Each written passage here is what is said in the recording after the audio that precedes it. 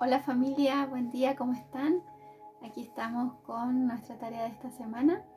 Me ha tocado desde la página 367 a la 388 y parto con el primer capítulo, que es la acción masiva y el bien siempre son premiados. Y aquí nos comenta cómo Ruth no se quedó parada en el papel de víctima, así como lo hizo su suegra después que muere su marido, sino que se puso inmediatamente en acción masiva e imparable. Entonces Ruth le pidió a Noemí, su suegra, que la dejara ir al campo, a ver si algún segador le permitía ir detrás de él recogiendo las espigas. Y de esa forma Ruth empezó a trabajar en los campos, ¿ok? Y tuvo la suerte de que aquel campo fuera de Boz, que era el pariente de Elimelech, que sabíamos que era el marido de Noemi. Entonces, eh, aquí Laín nos pone un cuadro bien grande donde nos dice: siempre hay bendición para el que va tras ella. Ruth enseguida encontró trabajo porque era una persona de acción.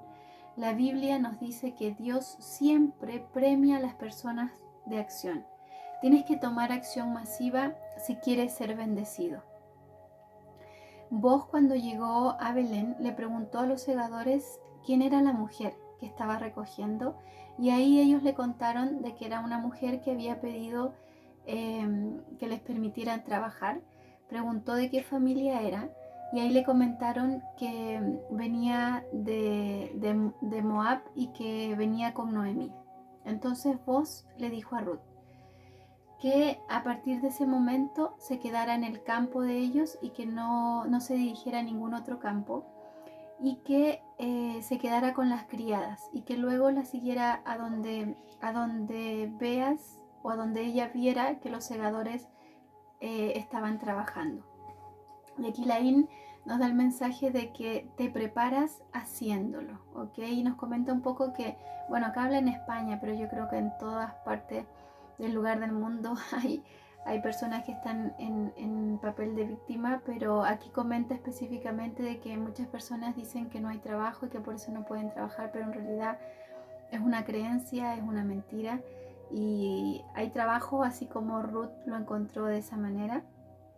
Y también comenta que muchas veces hay personas que se pasan estudiando y estudiando en universidades hasta esperar que las cosas se arreglen, y el mensaje es que hay que empezar. Con lo que uno tenga hay que empezar eh, y tener la oportunidad y las oportunidades irán apareciendo, ¿ok? Así que eh, nos dice que nunca estarás preparado para hacer algo más grande, ¿ok? Ruth comenta aquí con la historia de Ruth, vuelve a contar de que Ruth, bueno, se inclinó en el suelo en señal de respeto y le preguntó a Vos por qué la ayudaba, por qué se había fijado en ella. Y ahí Vos le respondió de que él sabía todo lo que ella, en realidad todo lo que ella había dejado a su patria, a su familia, por acompañar a Noemí, su suegra, y le dijo: que Dios te lo pague, que el Señor y Dios de Israel, en quien has buscado amparo, te premie por todo lo que has hecho.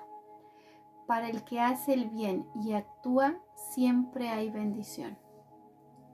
Ruth se sentó y también, bueno, aquí comenta cómo Vos siguió ayudándola y le dio comida, habló con los segadores para que también la dejaran no solamente recoger espigas, sino que también dentro de los que pudiera también manojos de cebada, de tal manera que ella obviamente pueda conseguir más grano. Y así, de esa forma, Ruth guardaba comida, ¿ok? Y llevaba todos los granos a Noemí, y de esta forma ayudaba a Noemí, que seguía en este papel de víctima.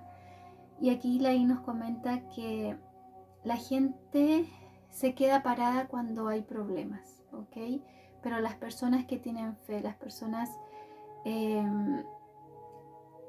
que tienen fe y son imparables siempre presionan en el acelerador justamente cuando están los problemas, porque ante el bien todo el mundo actúa bien, es ahí en los problemas donde uno tiene que actuar.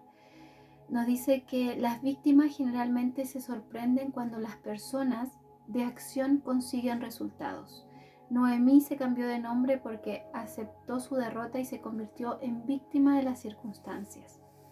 Y debemos entender y convencernos de que cuando hay un problema debemos ser proactivos y no pasivos, que es el siguiente capítulo con el que continuamos. Nunca seas pasivo, sé proactivo. Cuando Noemí vio lo que Ruth llevaba, la comida y el grano, se sorprendió mucho, ¿ok?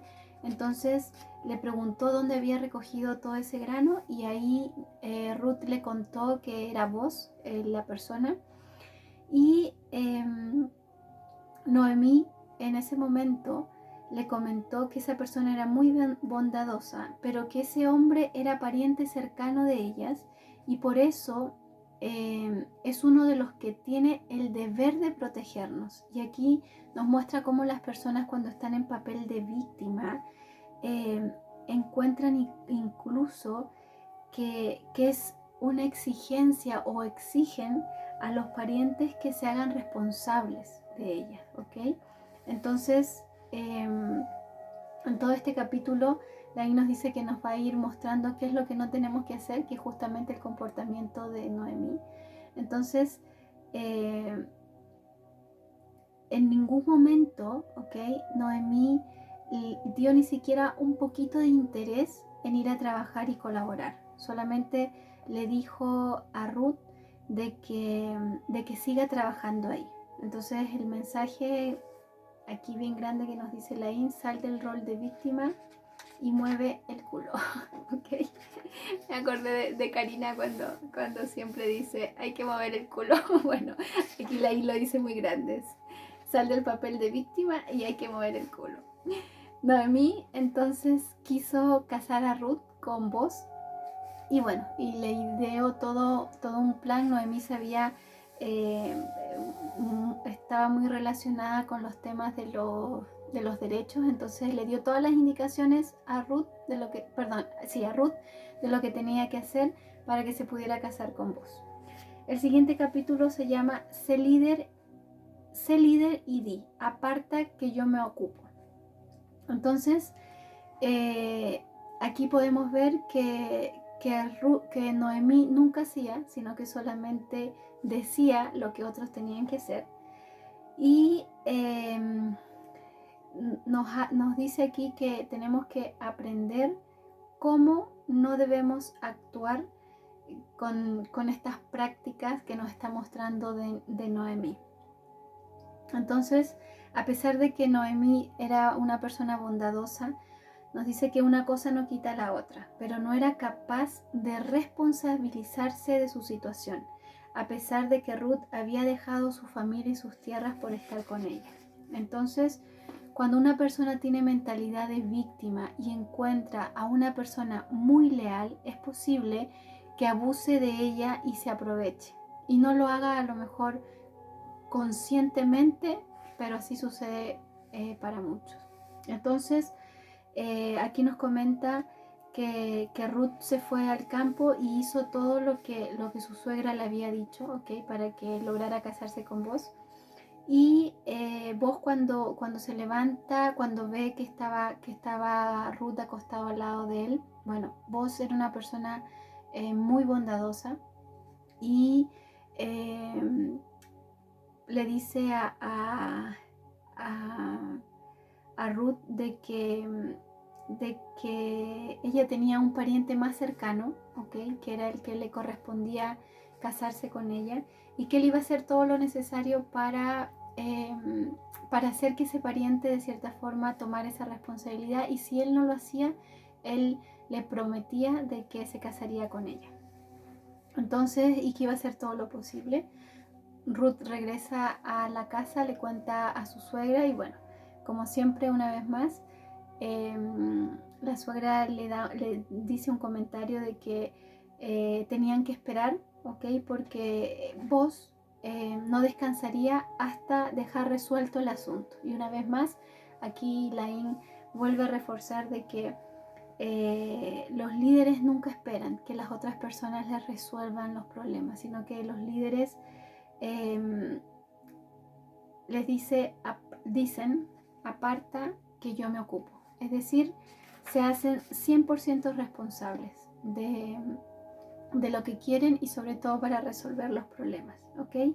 Y aquí nos dice que es muy importante que nos alejemos de las personas que son víctimas, porque el victimismo se contagia, ¿ok? Porque nos pone aquí una frase que es la que dijo Ruth a Boaz, y le dijo: usted es mi pariente más cercano y tiene el deber de ampararme, que era lo que le había dicho Noemí.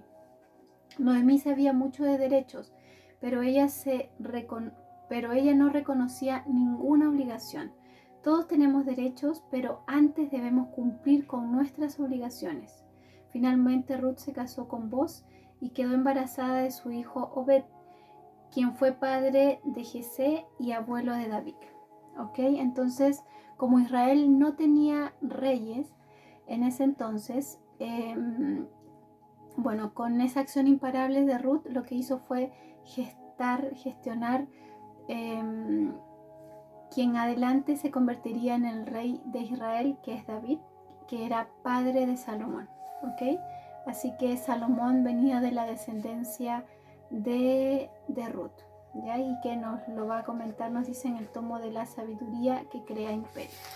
Y para terminar, el último capítulo se llama Milagro de Ana, y en realidad aquí nos habla que Ana era una mujer que no podía tener hijos, ¿ok? Que lo hemos visto en varios capítulos ya, en otros capítulos. Y estaba casada con Elcana, y Elcana tenía dos esposas, ¿ok? Ana y otra mujer. Y esta mujer siempre se burlaba de Ana, siempre sentía envidia porque a pesar de que ella no le podía dar a hijos a su esposo, él la quería mucho a Ana, ¿ok? Y por eso ella sentía mucha envidia. Y bueno, Laín aquí nos comenta de que ya sabemos de que siempre hay personas que son pequeñas de espíritu, y eso lo lleva a tener esa envidia por las personas, y en este caso era la envidia que tenía hacia Ana. Y aquí nos comenta que Ana era tanto su dolor que tenía por no tener hijos, de que llega un momento en una cierta ocasión, se dirige dice, estando en un silo, Ana se acerca al sacerdote Elí, ¿ok? Quien estaba sentado en un sillón cerca de la puerta de la entrada del templo del Señor, y Ana, llorando y con el alma llena de amargura, se puso a orar al Señor y le hizo esta promesa: Señor Todopoderoso, si te dignas a contemplar la aflicción de esta sierva tuya y te acuerdas de mí y me concedes un hijo, yo lo dedicaré toda su vida a tu servicio, y en señal de esa dedicación no se le cortará el pelo. ¿Ok? Y aquí nos muestra una vez más de que nada es a cambio de nada. ¿Ok? Ana le hizo una promesa a Dios de que pondría en servicio a su hijo, ¿ok? Si Dios le cumplía su promesa. Y además habla de algo muy importante aquí con respecto al llanto y la risa, porque ella en esa petición lloró tanto, tanto, tanto, que es cuando nos comenta que tanto el lloro como la risa es una herramienta de Dios, ¿ok? ¿Para qué? Para liberar la presión del momento y poder tener una vibración más alta, para conectar con dimensiones superiores, con nuestra supraconsciente. Y es ahí como luego Ana regresa de donde había venido, fue a comer y nunca más volvió a sentir esa tristeza. Cuando ya has hecho bien el trabajo, nos dice la mental, tienes la sensación de que el deseo ya está concedido. En la metafísica esto se llama que posa la paloma de la paz. ¿Ok? Y aquí nos refuerza: Ana lloró y pidió a Dios y sintió que eso ya era un hecho. ¿Ok? Y bueno, y así fue como se cumplió el deseo de Ana, y Ana tuvo a su hijo, que nació su primer hijo, que se llamó Samuel. ¿Ya? Ana cumplió su promesa y, siendo el niño todavía pequeño, se lo llevó al sacerdote Elí para que consagrara su vida al Señor. Las promesas hay que cumplirlas. Haces un pacto con Dios, luego debes hacer lo que dijiste que harías. Para terminar, dice: no hay nada a cambio de nada. Quieres algo y vas a tener que dar otra cosa a cambio, pero tienes que hacerlo, o incluso lo que tienes se te quitará. Haz todo de tu parte y siempre tendrás el bien en tu vida. Gracias, chicos, disculpen, se extendió mucho, así que nos vemos el sábado. Bendiciones, que tengan una excelente y bendecida semana. Sapnan. Gracias, gracias, gracias.